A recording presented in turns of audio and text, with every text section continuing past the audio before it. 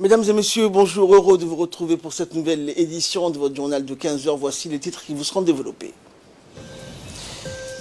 Amélioration de la résilience des populations hôtes lors d'un atelier qui a été organisé par l'Union européenne et l'Organisation internationale pour les migrations.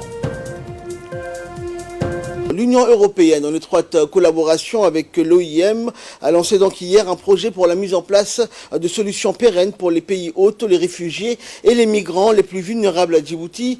Ce projet mis en œuvre par l'OIM est financé à hauteur de 8 millions d'euros, soit environ 16 millions de francs en Djibouti. C'est inscrit dans le cadre du Fonds fiduciaire d'urgence pour l'Afrique et de l'Union européenne, dont l'objectif est de remédier aux causes profondes de l'instabilité et de la migration irrégulière et des déplacements forcés en Afrique. Cet événement a vu la participation du ministre de l'Intérieur Hassan Omar, du ministre de la Santé, de la ministre de la Femme et de la Famille, de l'ambassadeur de l'Union européenne à Djibouti et de la représentante de l'OIM.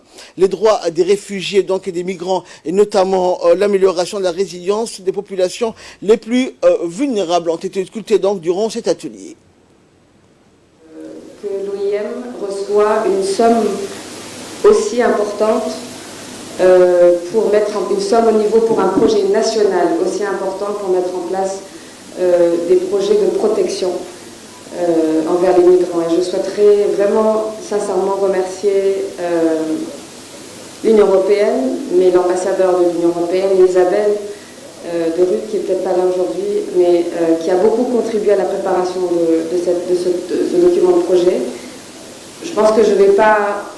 on parle beaucoup de cette question de migration, cette méga-tendance mondiale, régionale, Djibouti comme un pays de transit, et je pense que les ministres vont en parler beaucoup aussi, parce que c'est eux qui vivent cette problématique au niveau sectoriel. Les causes profondes aussi, on les connaît. Beaucoup de gens bougent pour des questions économiques, pour des questions qui fuient des conditions climatiques ou des conditions de guerre ou de tensions civiles. Et à présent, écoutons l'intervention également du représentant de l'Union européenne qui a participé donc à cet atelier, M. Adam Koulash. Le monde appelle ce pays un pays de rencontre, un pays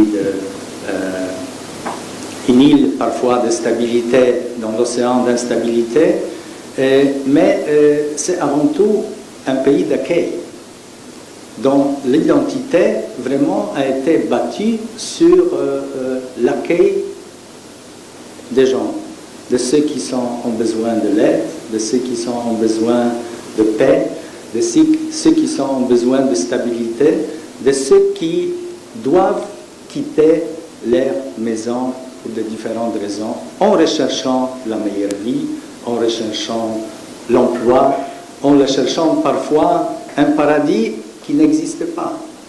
Et c'est un problème qui est bien évidemment un problème qu'on partage. L'Union européenne, les pays de l'Afrique, les pays de la Corne, nous avons tous ce problème.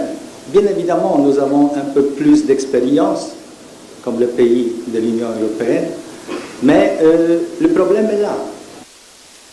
Et la ministre de la Femme et de la Famille, Mme Moumina Ahmed Hassan, a indiqué pour sa part que l'objectif de cet atelier était entre autres d'améliorer donc les conditions de vie des enfants des rues, qu'ils soient djiboutiens, réfugiés ou migrants. On l'écoute. C'est un honneur pour moi d'être présente et de m'exprimer à cette cérémonie officielle du lancement du projet Solutions pérennes pour les populations hôtes, réfugiés et les migrants les plus vulnérables en République de Djibouti, financé par l'Union européenne avec pour mise en œuvre de la part du gouvernement de la République de Djibouti et l'appui étroit de l'OIM. Nul n'ignore que dans le monde qui bouge, la migration est inévitable, mais néanmoins on peut encadrer cette immigration pour la rendre sûre, régulière, coordonnée et surtout protéger cette population cible qui n'arrête, cette population vulnérable qui se déplace. Comme vous le savez, la République de Djibouti connaît une migration mixte. Qu'est-ce que j'entends par mixte? Ce sont des demandeurs d'asile, des réfugiés, des migrants irréguliers, réguliers, personnes déplacées. Les vulnérabilités des catégories de cette population est mixte et variante aussi. Conscient que les enjeux liés à cette catégorie de population vulnérable et surtout sous le leadership du chef de l'État, Son Excellence M. Ismaël Omar Guelleh, le gouvernement de Djibouti a mené plusieurs actions et initiatives visant à protéger les personnes vulnérables comme les femmes et les enfants, migrants et les réfugiés en République de Djibouti. Ces actions cette volonté politique a été concrétisée, actée par la sensibilité du ministre de l'Intérieur. Comme vous le savez, courant ces dernières années, plusieurs lois protégeant ces populations ont été adoptées et approuvées par la République de Djibouti. Et enfin, écoutons l'intervention du ministre de l'Intérieur, Hassan Omar Mohamed, qui a indiqué donc un renforcement des capacités des ministères concernés par cette problématique doit être efficace et efficient pour apporter donc à cette migration mixte une amélioration également des capacités de l'ONARS à identifier et à assister donc les réfugiés et les migrants les plus vulnérables. On écoute le ministre. Ces projets portés par l'OIM et financés par la délégation de l'Union européenne est doté d'un budget total de 1 000 millions d'euros sur une durée de 3 ans. Mesdames et messieurs, c'est un fait, les flux migratoires sont en constante augmentation partout dans le monde. Ces mouvements humains sont incontrôlables, tant leurs causes sont profondes et protéiformes. Chaque année, la violence, la misère morale et matérielle, les abus en tout genre jettent des millions de femmes et hommes hors de leur foyer. C'est un constat malheureux, mais c'est comme ça. En comble de leur malheur, ces personnes vulnérables subissent la loi des trafiquants d'êtres humains au cours de leur exil vers des cieux plus cléments.